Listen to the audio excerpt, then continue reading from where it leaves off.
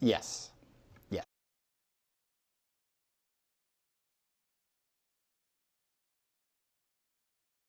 Production funding for Behind the Headlines is made possible in part by the WKNO Production Fund, the WKNO Endowment Fund, and by viewers like you. Thank you. The impact of evictions on Memphis tonight on Behind the Headlines.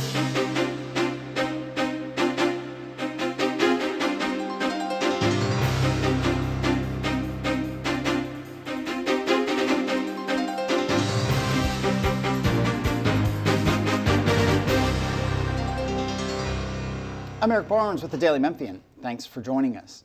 I'm joined tonight by Cindy Eddinghoff, CEO of Memphis Area Legal Services. Thanks for being here. Absolutely. Happy to be here. Steve Barlow is president of Neighborhood Preservation, Inc. Thanks for being here again. Thank you for the opportunity. Dorcas Young Griffin is director of Shelby County Community Services. Thanks for being here. Thank you. Glad to be here tonight. Along with Bill Dries, reporter with the Daily Memphian. So we'll set some of this up, and I'm going to say some things wrong because there's a confusing set of interrelated issues and policies and court rulings going on, which is not my forte. But we're going to do our best because it's a very serious issue about rental evictions. There was a moratorium that was put in place during the pandemic. I think at some point the federal government, one part of the federal government had a moratorium in place, and someone will correct me on this. And then the CDC issued, we can't throw people out of their apartments during a pandemic because then they could be on the street and exposed. That various parts of this were challenged. The moratorium, the rental moratorium on evictions, ended in, is it March of this year? April, based on that court ruling. It continued in other areas, so I'm going to look at you. Okay, it's continued in other areas, but at the same time, there was some money last year in one of the big aid programs to help rental assistance, and then a much bigger package that came out as part of the CARES Act in March of this year. Correct. That is all true. So the money part is there. I can kind of address the legal part of it because what happened was under the original bill, which President Trump signed, there was a moratorium. Then when that moratorium ended, the CDC issued its emergency order that should have extended the moratorium, and that moratorium has been extended multiple times. However, in Shelby County, there was a lawsuit filed in federal district court here before Judge Norris. It was called the Tiger Lily case. And in that case, the judge held that the CDC did not have the power to issue that moratorium, so it was unconstitutional. So West Tennessee is the only place in the country where there has been a judicial ruling that the moratorium is unlawful. So we don't have a moratorium. And so since, and I might go to you on this, since that ruling, thank you, how many people have been affected and where are we going in terms of, let's quantify this in terms of the human and financial impact. So we have seen studies that show that there is over $80 million owed in rent for people all across Shelby County. 80 million just in Shelby County. Just in Shelby County. So what we can't tell you is how many people are, struggling. We know that a significant portion of that 80 million are people that are struggling to pay their bills because we know what our poverty rate here is.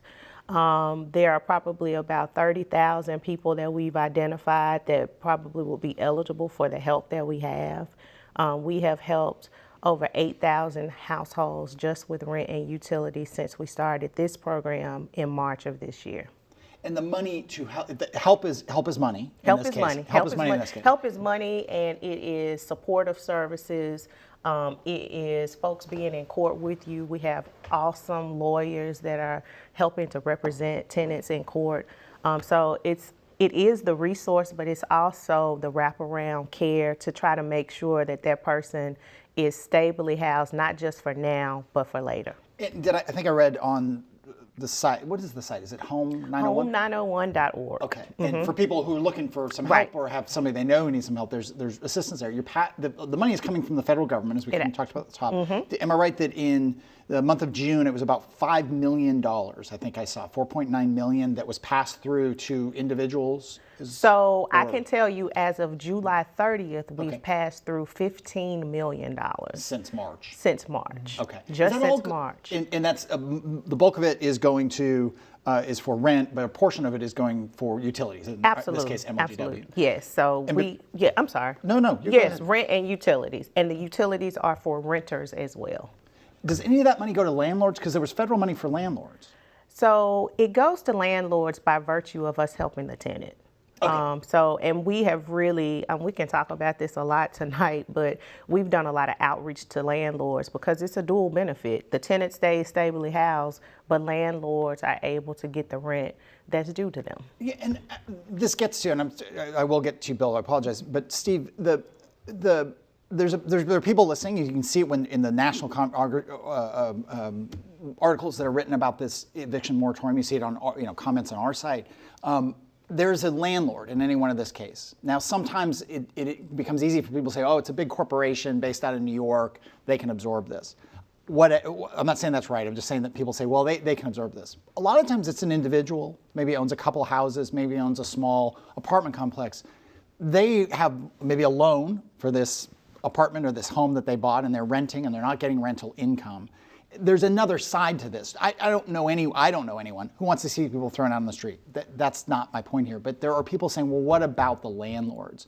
And what is your take on that? I'm putting you in an uncomfortable place, but Not at all. What is your take on that side? No, it's not at all uncomfortable. From the very beginning of all of the eviction prevention work that we've done in the city-county partnership, it's a city and county federal appropriation that's being run through a joint program here. From the very beginning of the conversation, we said this is not only about tenants, it's about the Memphis and Shelby County economy. Landlords have to have money to operate apartments and rental units effectively and safely and to contribute to the economy in the ways that property owners do. And so we're almost 99% payments to landlords of all the money out the door so far. The Treasury. In the sense that the check is written. The directly check goes landlord, to not the landlord. tenant. Yeah. Okay, keep going. I'm sorry. And the landlord will receive the direct payment and make some commitments to follow some of the program guidelines. The federal government in the Emergency Rental Assistance Program, which is what started in March of this year, required that in some cases when landlords refused payment, that the tenants be given direct payments. And so that's when one of the ways in which direct payments began to arise. One thing I wanted to clarify for you and for the audience is that there was sort of a natural throttle on evictions for a lot of 2020. Most of 2020, the courts were closed, and so nobody could go to court to be evicted. When the courts reopened, which I think that was about August, is that right? August 2nd was full reopening. Of 2020. There were only 3 days a week, and two judges a day. In other words, there was a lot less. It was distanced. Even the courtrooms could only have 50 people and all that. And so that throttled evictions for a long time, all the way until this month, when the courts reopened fully without limits on dockets. And so that's sort of the progression of and so regardless of the federal eviction moratorium, the practicality in our community was that you couldn't do anything until August of last year. You couldn't do much until August of this year, and now it's wide open. Yeah. We can run 1,200 cases a day. 1,200 cases. You can, yeah. Bill. Steve, why would the landlord hesitate to take a payment of back rent under this? I'll give you a couple of examples. One example would be where the tenant has been a really bad tenant and the landlord just really would prefer to have a new tenant. Bad in the landlord's definition, whatever it is, and so they've said, we have decided we would rather evict this person and get a new tenant than continue with this old tenant because of problems we're having with them. That's one thing. Another is economic. We don't want to take less than 100% of everything we've spent on it. The program offers almost everything, but doesn't pay attorney's fees and cost in court.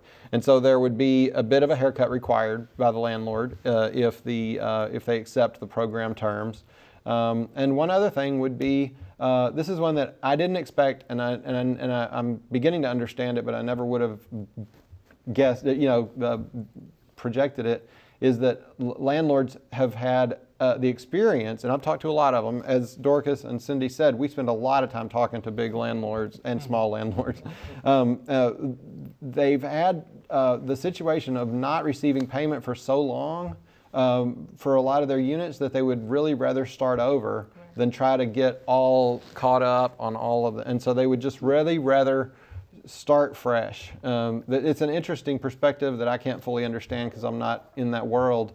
But there's certainly a business, a change in the rental market that has resulted from the pandemic and the uncertainty about payment and the uncertainty about subsidies and the uncertainty about programs and the timing of programs. And there's like, I don't want to deal with any more programs. I'm going to get everybody out. I'm going to start fresh, and I'm moving into the new post-pandemic era with a clean slate. Mm-hmm. So the obligation then, can a tenant who is behind on their rent and the landlord says, no, I don't want to take it, can they get the money directly and go ahead and pay it and be legally able to stay, even though the landlord doesn't want them? Okay, there's two questions there. Okay, Yep. so if the money will go directly to the tenant if the landlord declines. We have to have a clear declination on that. So if the landlord declines it, then the money goes to the tenant for the tenant to obtain other housing, though. Because the goal of the program is first and foremost to have people housed. And so if the landlord is not interested, and in addition to the reasons that Steve talked about, there are some landlords who have said, I can rent this for more. So I'm going to get rid of these people, I'm tired of them, I have other issues with them, but I'm going to relet this property at a greater rate. So, if you have a landlord who's not interested in accepting the payment on behalf of that tenant and allowing the tenant to remain, then the tenant can receive that money and obtain housing for themselves, assuming there's housing available, which in Memphis is an issue too. Okay. We are, from what I have heard, in Shelby County, the percentage of people who rent here versus home ownership is very high, Right. isn't it? It absolutely is. We have more renters than homeowners, absolutely. Now, percentage-wise, you got me on the spot. I can't tell you what the breakdown is, but we absolutely do. And, I think one of the things that MPI, Steve, his crew, and even Memphis Area Legal Services has schooled me on is just the condition of the stock of housing that we have available. Even if we can get money to people, like where we put them, where we're keeping them, we don't have enough safe, affordable, quality housing here. And that is a difficulty. As much money as will be poured into this rent assistance program, we still have a real challenge with where people are living day to day. And if they're evicted, as she mentioned, we can write you a check. And I can write you a check for $15,000, but where do you go? And so that's a difficulty for sure. We have that going on right now. There's a situation where there is a property where the landlord, the owner, is bankrupt. And he's just gone, I'm done with it. He's walked away from it. The property manager has disappeared, but there are 30 people who have nowhere to go. Right.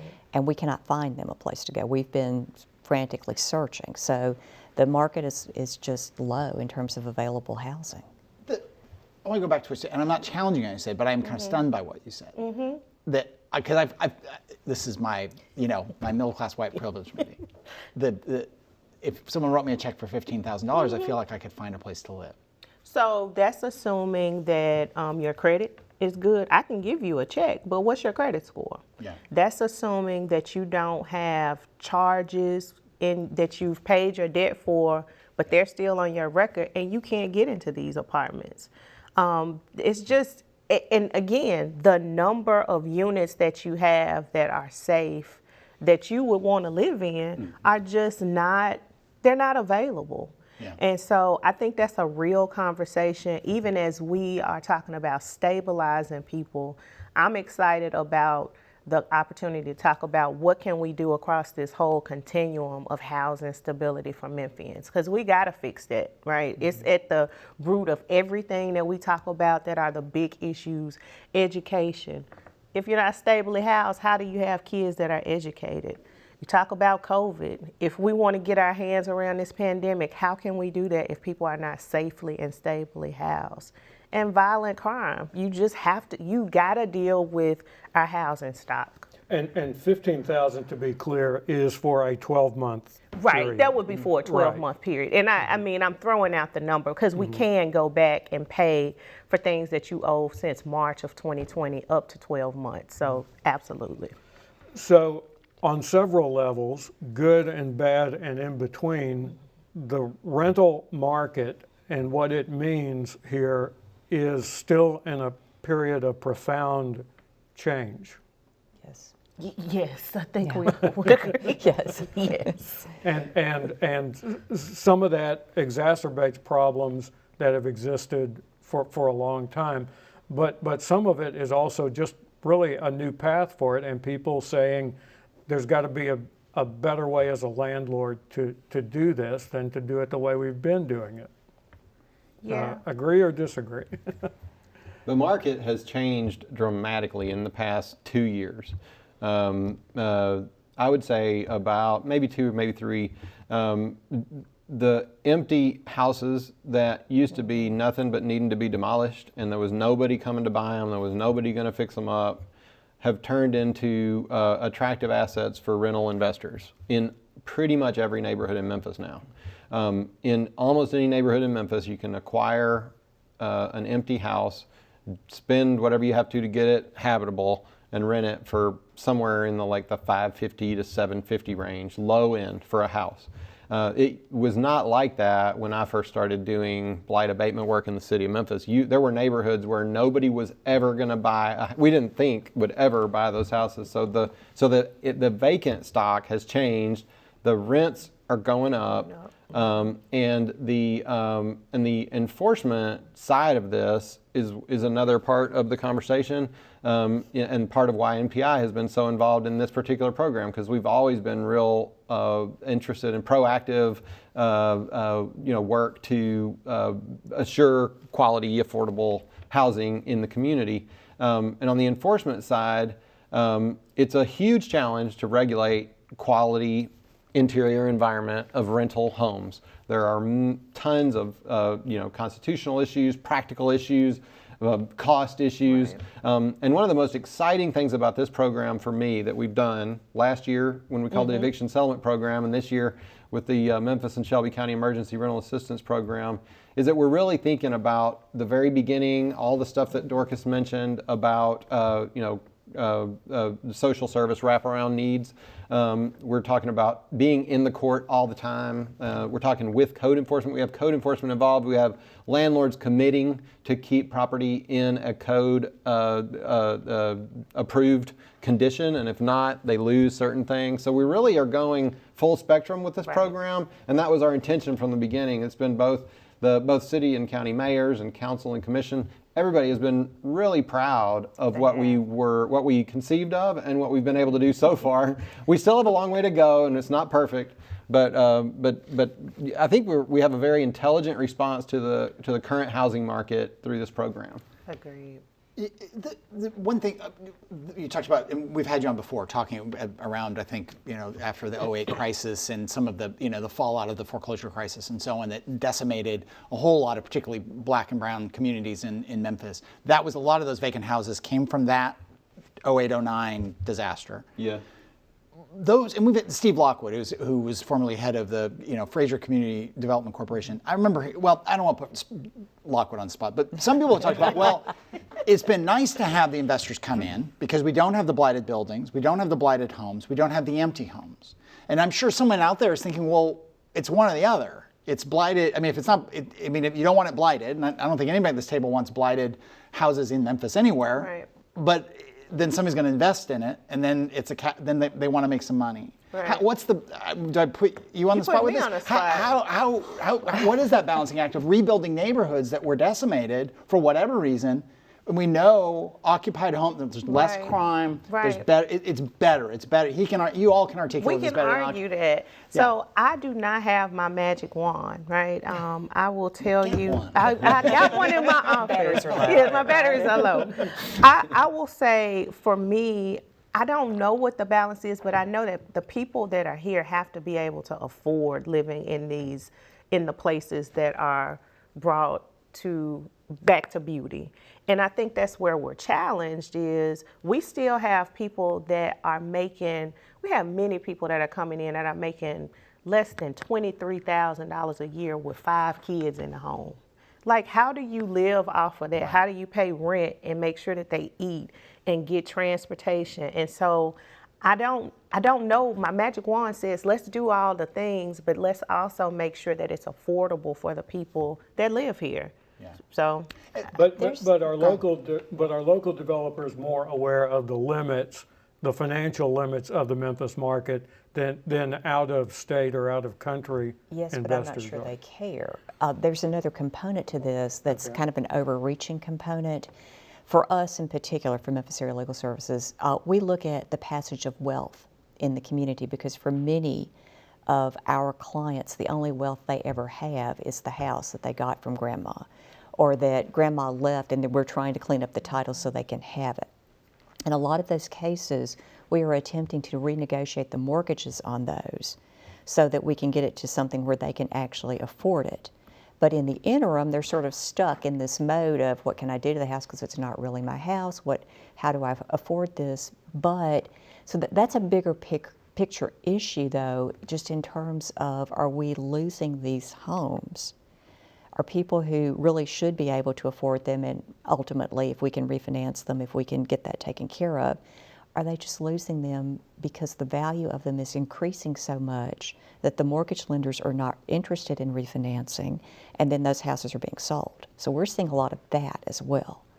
Let's switch. We're focused on houses, and I think that's the bulk of renters live in homes. Am I right? No, they're in apartments. Okay.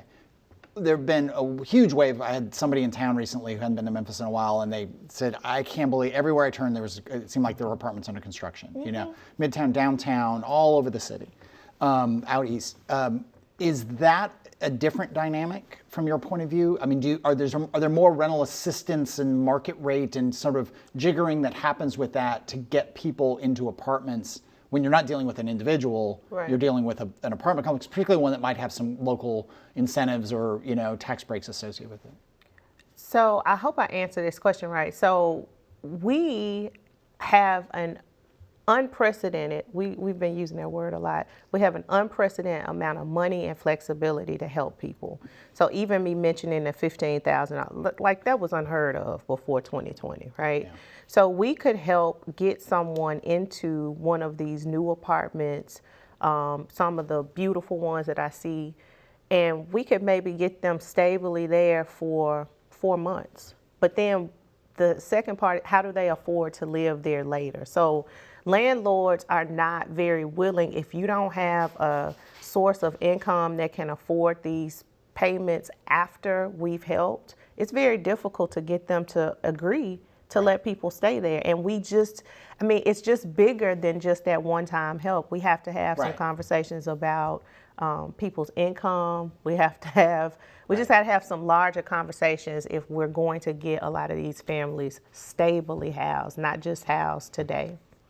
We have just 3 minutes left.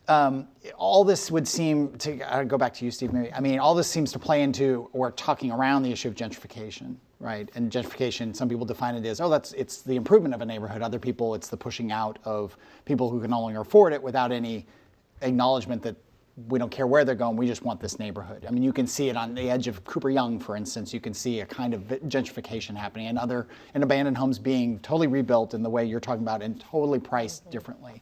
I mean, you've dealt with this stuff for a long time. Again, it's that balancing act. We're probably guilty at Daily Memphian of celebrating every new big fancy $1-million project without necessarily focusing on some of these ramifications you're talking about. Yeah, I was going to say if our friends say everywhere they turn they see new apartment buildings, they're not turning on the streets where the low-income tenants applying for help live. Right. There are not nearly enough new multifamily or single-family developments for the demand for quality affordable housing that exists in our community. The low-income housing coalition estimates that we're about 30,000 units shy of what we need of quality affordable housing in our county. So that's the first thing, is all of the new development, or virtually all of the new development with a few exceptions, is for 80% and above the area median income, which means middle class housing. Right. We're talking about often 50% and below of the area median income. In terms of gentrification, it's defined as average incomes in a particular geographic area increasing over time.